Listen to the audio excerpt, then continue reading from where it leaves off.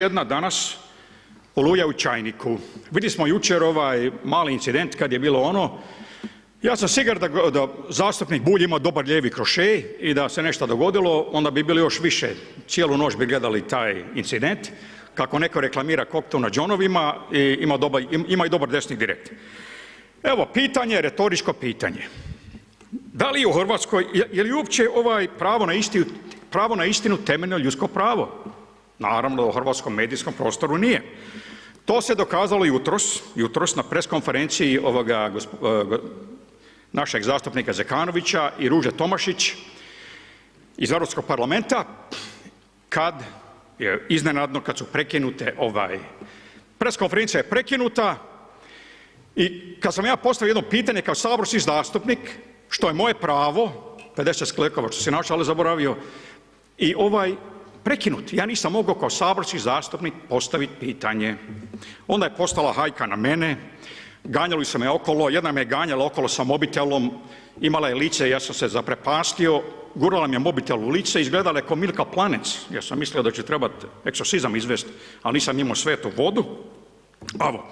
Šta njih smeta? Šta smeta te medije na hrvatske, Sorošlije i druge smeta ovo? Ključna pitanja. Oni se bave sa stražnjicom Kim Kardashiana. Mene je jedan pitao, jedino što me je pitao jedan iz tih neovisnih televizija, pitao me Glasnović, jer misliš da je ovo najljepša vlada do sada? Ja sam skoro izgubio um. To njih zanima. Njih ne zanima ilustracija u suprotnom smjeru, ratna odšteta, korijeni privatizacije i pretvorbe. Ko radi u njihovim novinarskim kućama? Ko njih plaća? Imali su kodna imena i oni žive od ove države, tog organizma. Nažalost, to je ta autoimuna bolest od koje Hrvatska pati. Evo, govor mržnje.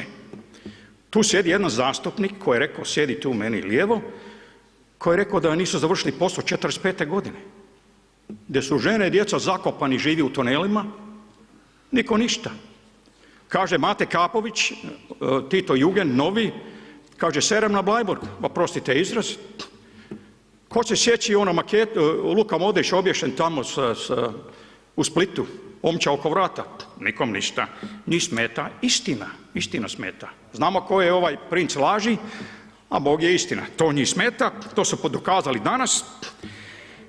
I šta imamo sada? Imamo u medijskom prostoru, većinom svaka čast, ostao je HTV ekipa i ostali su iz TV Jadran, njih moram pohvaliti, ali vidim strah u očima tih novinara, strah. Cenzure, autocenzure, taj duboki udbaški strah koji još vlada na ovim prostorima. Toga se boje, tamo oni se boje oni se boje sa mnom rukovat. Neke glave, oni su okej. Ja sam najveći branitelj sloboda medija i uvijek ću zastupati sve novinare koji govore istinu.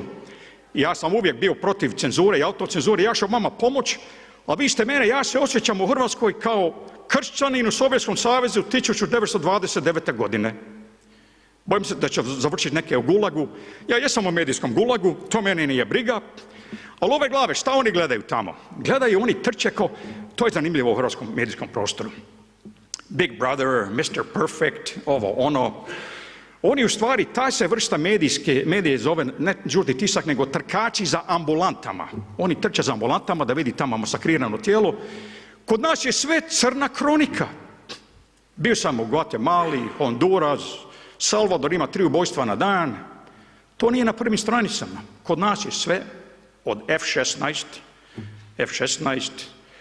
do sve je tu crna kronika. Mi bi mislili da živimo tamo u Rio de Janeiro, u Brazilu, gdje imamo 63.000 ubojstava svake godine. Po tome ja sam najveći zagovaratelj medijske slobode, ali nećete čuti istinu od Sorošlija i bivših agitpropovaca.